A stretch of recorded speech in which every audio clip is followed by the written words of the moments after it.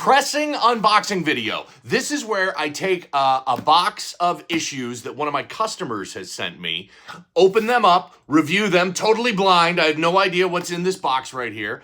And then I pick one issue out that's most interesting to me. We take a deep dive and I show you the before and after results of the cleaning and pressing process. This comes from one of my customers, Tom. So Tom, shout out to you. Longtime customer. Doesn't send me a lot, maybe a box or two a year, but he's been doing it a long time. And Tom and I have got a history. He has popped some big time issues that I have worked on for him. So I'm thrilled with some of the stuff that Tom has. And let's open this up and see what he's got for me this time.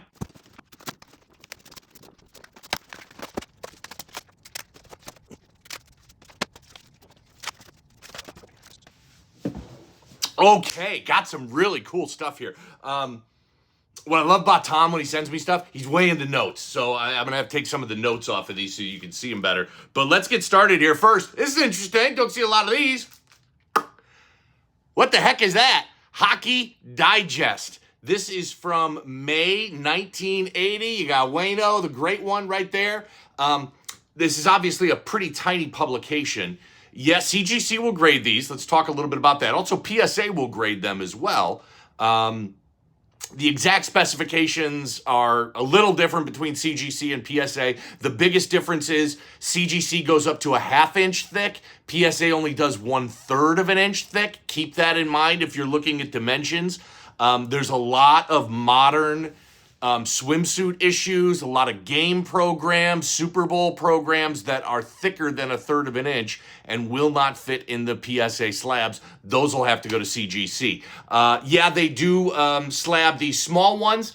They look pretty cool. The only downside is they use the same size slab, so you've got a ton of dead space all around it, but still pretty cool. The great one on the cover of Hockey Digest from May 1980. I think we got a theme going on here.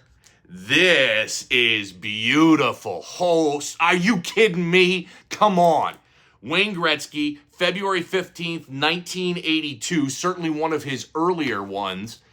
This might be his second Sports Illustrated cover. I'm not sure about that, but it might be his second. Look at that action shot on the ice in that vintage Oilers uniform with the orange and the blue. Just absolutely gorgeous. Taking a quick peek at this one. It's in nice shape. That's going to pop a really nice grade. I'm going to put this note that he left me on the bank. I've seen this a few times. I've worked on a few copies of this, and you're going to be like, what the heck is this? So this is Wayne Gretzky, and this is Scotiabank Hockey College News from March 1980. Scotiabank Scotiabank Hockey College News. Very thin. It's maybe 8 pages. It's in fantastic shape. These are very collectible. It's an oddball publication. The benefits of that is not a whole lot of copies out there. So this is a really interesting piece here. A man after my own heart. I love Walter Payton. Greatest all-around running back in NFL history. Don't come at me, Barry Sanders fans. Don't come at me, Bo Jackson fans. He only played a few seasons. Not good enough. Don't come at me, Jim Brown, Emmitt Smith, all of that sort of stuff. Walter Payton did everything from the Chicago Bears. When they drafted him in 1976, the Bears were absolute dog crap. They stank. And they had famously the 4P offense.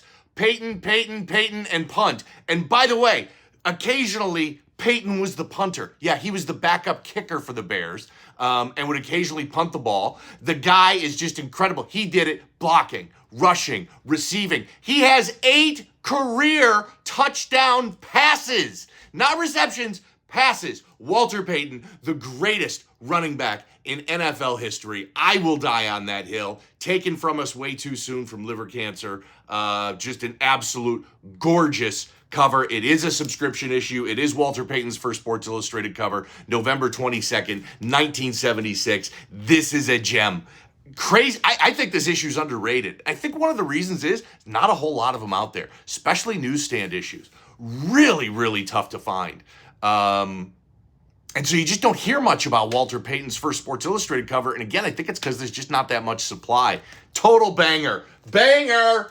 All right, I got some notes I got to take off here so that you can see the cover. Give me a second. Going to move this to the back.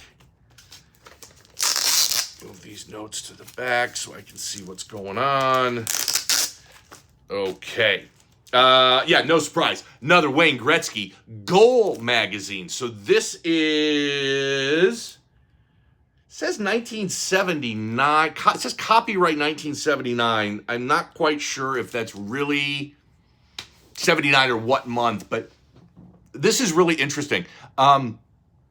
Goal is similar to Hoop magazine. So the way the NBA, I don't know if they still do this, but they certainly did it in the 90s and 2000s. There was Hoop magazine, and it's something you could sign up for and get a subscription to.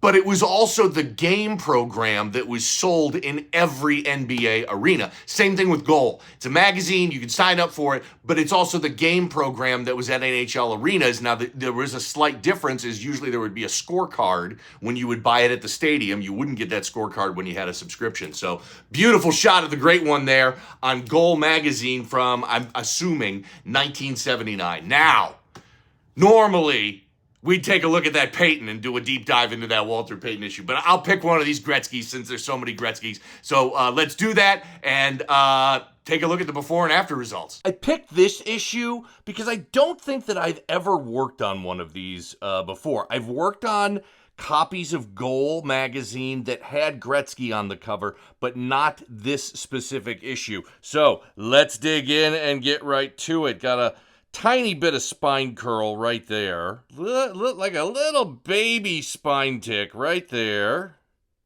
Everything else looks pretty good. Okay, it's just a little crease there in the corner. That's interesting. Let's get some light in on this. It's kind of like a series of small dents right there. You can see them right there. It's the tiniest little corner problem right there. Got a little finger bend right there. See right there, just a little dent. Pretty clean. Let's check out the back. Small corner issue there. Tiny corner issue there. Not seeing any spine ticks on the back. Okay, now we're starting to see lots of finger bends. Finger bend there, there, there, there. I got a finger bend right there. So this issue is in really good shape, and all of these flaws look very fixable. When I'm done with this, we got a chance that this thing is going to be a real high grade. I'm excited to dig in. So there wasn't much wrong with this issue. We had a few flaws, but I think I fixed most of them. Remember, we had a little bit of an issue there. That looks better. We had a tiny spine tick there. That's been cleaned up. This was a bit of a corner problem. That's fixed. This other corner had a tiny problem. That's fixed. Back up here, we had that spine, just a tiny bit of spine curl. That flattened out nicely. You remember, there's virtually nothing wrong with the back. Couple minor things. Better corner there. That corner's much better. And then we had some finger bends. Mostly all up around here and a couple down there. Those have come out completely clean.